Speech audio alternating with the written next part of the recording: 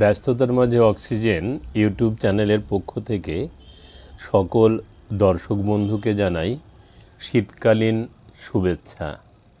শীতকালে আমরা যেমন বাগানিরা আছি, ছাদ বাগানিরা, তারা তো বটেই, এমনি সাধারণ মানুষও অনেক রকমের ফুলের গাছ করে থাকেন। বিশেষ করে একটা যে চারার কথা বলবো, গাছের কথা বলবো, ফুল গাছ, সেটা হচ্ছে গাঁদা গাছ। গাঁদা গাছ শীতকালে বাড়িতে বসায় না এমন মানুষ খুঁজে পাওয়া দুষ্কর। কিন্তু আমি যে কারণের জন্য এই ভিডিওটা করছি সেটা হচ্ছে যে গাঁদা গাছ নার্সারি থেকে কিনেই আনতে হবে এমন কোনো ব্যাপার নয়। যদি গত বছর আপনি গাঁদা গাছ করে থাকেন বা কোথাও থেকে যদি একটা গাঁদা ডালও পেয়ে যান বা একটা ফুল গাছ যদি আপনি কিনে আনেন, তা থেকেই অসংখ্য চারা তৈরি করে নিতে পারবেন। শুধুমাত্র আমি যে পদ্ধতিটা বলবো সেই পদ্ধতিটা যদি আপনারা অবলম্বন করেন তাহলে কিন্তু একটা গাছ থেকে অসংখ্য চারা তৈরি করে নিতে পারবেন এবং তা থেকে অসংখ্য ফুলও আপনারা পেতে পারেন। কিভাবে গাঁদা চারা থেকে আমি চারা করি সেটা আপনাদের আজকে শেয়ার করব, দেখতে থাকুন। খেয়াল করুন বন্ধুরা, এখানে একটা গাছ আমি 15 দিন আগে বসিয়েছিলাম, এই হাঁড়িতেই বসিয়েছিলাম। এ থেকে অসংখ্য ড্যাব বেরিয়েছে। এখন এই ড্যাবগুলো ধারালো ব্লেড দিয়ে আমি কেটে নেব। ধারালো ব্লেড দিয়ে কেটে নেবার পর কিভাবে আমি সেটাকে মিডিয়াতে স্থাপন করব সেটা আপনাদের দেখিয়ে দেব। এই যে ধারালো ব্লেড নিয়েছি, এই ধারালো ব্লেড দিয়ে এই ড্যাবটা আমি কেটে নিলাম। এই ড্যাবটা কেটে নেবার পর দেখুন আপনারা, এই ড্যাব আমি কেটে নিয়েছি। কেটে নিয়ে এই যে পজিশানটা এসেছে, এইটাকে এবার আমি এই যে অ্যালোভেরা রয়েছে দেখুন, এই অ্যালোভেরা, এতে আমি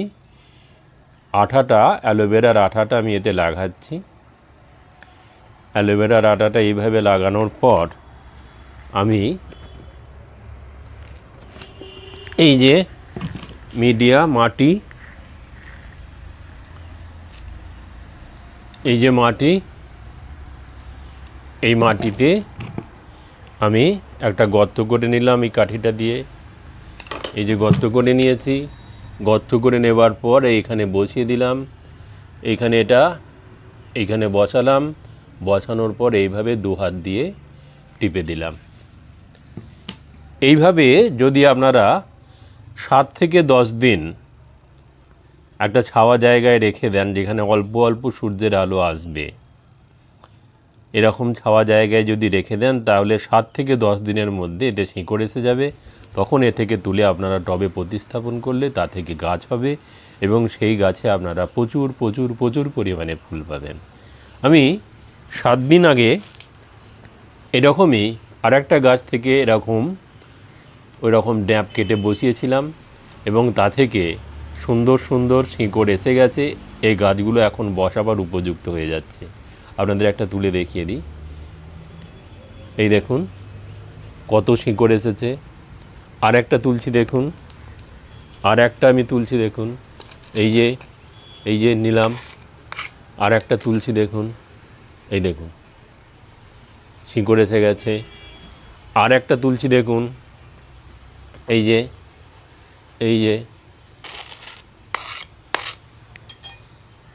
এই দেখুন শিকড় এসে গেছে, 7 দিনে শিকড় এসে গেছে।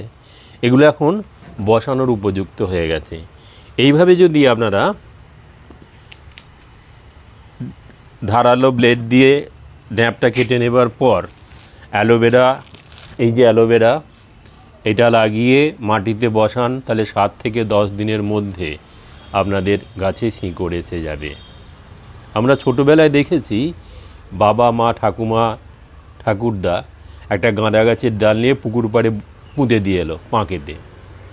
7 দিন পরে সেটা তুলে নিয়ে এলো, তাতে অনেক শিকড় হয়ে গেছে এবং সেটা নিয়ে এসে বাড়িতে বসিয়ে দিল, তা থেকে দিব্যি ফুল হচ্ছে।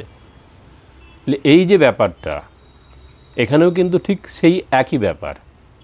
আপনারা নার্সারি থেকে চারা কিনে নিয়ে আসবেন, সেই চারা বড় হবে, এবং সেই চারাতে কম ফুল হবে এটা আমি বলছি না, ফুল হবে, কিন্তু গাছগুলোর যে স্ট্রেংথ সেই স্ট্রেংথ অনেক কম হয়, একটু এদিক ওদিক হলে অনেক সময় মারা যাবার সম্ভাবনা থাকে।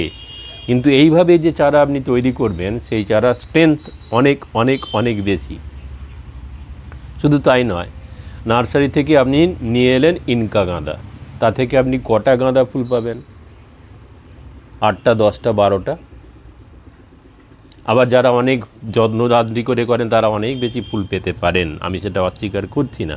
কিন্তু এই যে দেশি গাঁদা আপনি গত বছর করেছিলেন, সেই গাঁদা থেকে আপনি যদি চারা করেন আর যদি ঠিকঠাক মেনটেন করতে পারেন তাহলে কিন্তু অসংখ্য ফুল ফুটবে এবং একটা টবেতে আপনার সারা গাছ ভর্তি ফুল হয়ে আছে, সেটা দেখতে ভালো লাগবে না 8টা 10টা বা 4টে 5টা ফুল হবে সেটা দেখতে ভালো লাগবে। যাই হোক, ভালো লাগা মন্দ লাগার ব্যাপারটা সম্পূর্ণ আপনাদের নিজস্ব ব্যাপার। কিন্তু আমি যেটার জন্য ভিডিও করতে এসেছি যে গাঁদা গাছ থেকে কিভাবে খুব কম খরচে আপনারা চারা তৈরি করতে পারবেন। ড্যাপটা কেটে নিলেন, আঠা লাগিয়ে আপনি মাটিতে বসিয়ে দিলেন। যদি অ্যালোভেরা না থাকে তাহলে আপনারা দোকান থেকে কাটিং এজ পাউডার কিনে নিয়ে আসবেন। এই কাটিং এজ পাউডারটায় ডুবিয়ে আপনি ওই কাটা ডালটা মাটিতে পুঁতে দিতে পারেন। যদি তাও না থাকে, যদি এগুলোও দরকার নেই, অ্যালোভেরাও নেই, কাটিং এজও নেই, আপনি রান্নাঘরে একটা রসুনের কোয়া নিয়ে আসুন।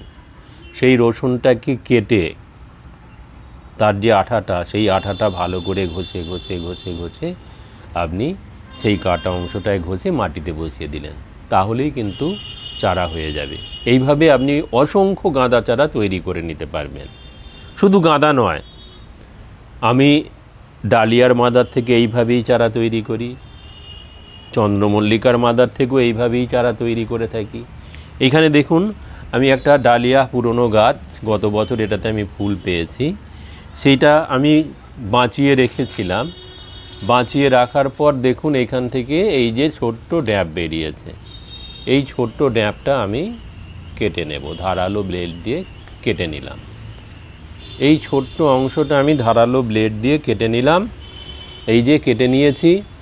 এবার কেটে নেবার পর কি করছি দেখুন, কেটে নেবার পর করছি কি, এই যে অ্যালোভেরার একটা অংশ আমি ভেঙে এনেছি, আমার টবে হয়ে রয়েছে অ্যালোভেরা, সেইটা আমি দেখুন এই যে আঠাটা, অ্যালোভেরার এই আঠাটা আমি লাগাচ্ছি।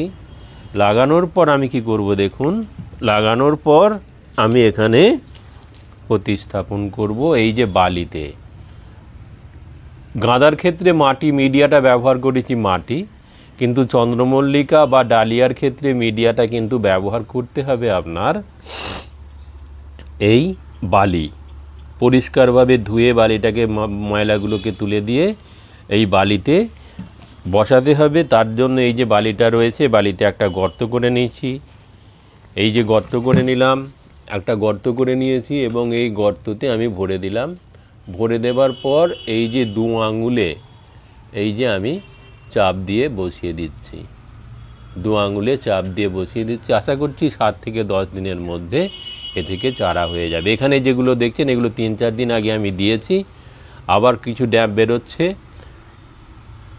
ডালিয়ার ক্ষেত্রেও বলবো যে দুটো কি একটা চারা কিনে নিয়ে আসুন, সেটা একটু বড় হোক, তা থেকে যদি আপনি একটা বড় ফুল পেতে চান তাহলে অসংখ্য যে ড্যাব বেরোচ্ছে সেই ড্যাবগুলো কেটে এইভাবে বালিতে বসিয়ে দিন, তাহলেই আপনারা অসংখ্য চারা তৈরি করে নিতে পারবেন।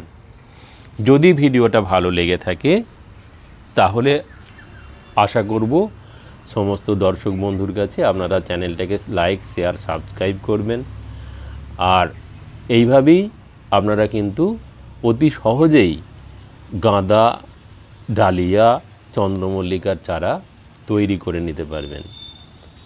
হ্যাঁ, নার্সারিতে গেলে তো পাবেনই, নার্সারিগুলো রয়েছে চারা বিক্রি করার জন্যই তো।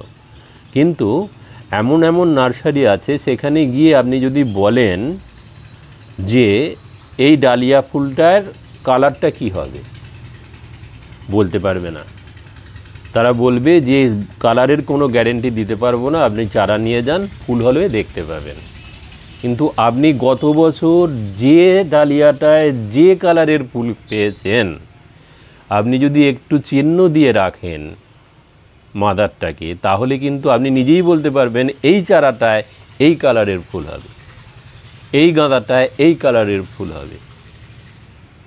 তাই বলছি যে এইভাবে যদি আপনি চারা করে নিতে পারেন তাহলে কিন্তু আপনাদের যেমন কনফিডেন্স থাকবে, তেমনি আপনাদের পরিশ্রম একটু হয়তো হবে, কিন্তু চারার মরে যাবার সম্ভাবনাটা কম থাকবে এবং আপনার হাতে তৈরি চারায় যখন ফুল ফুটবে তখন আপনার মনটা আনন্দে ভরে উঠবে। যদি ভিডিওটা ভালো লেগে থাকে তাহলে অনুগ্রহ করে চ্যানেলটিকে লাইক, শেয়ার, সাবস্ক্রাইব করবেন। আর বিশেষ কিছু বলছি না, দেখা হচ্ছে পরবর্তী একটা নতুন ভিডিওয়ে। নমস্কার।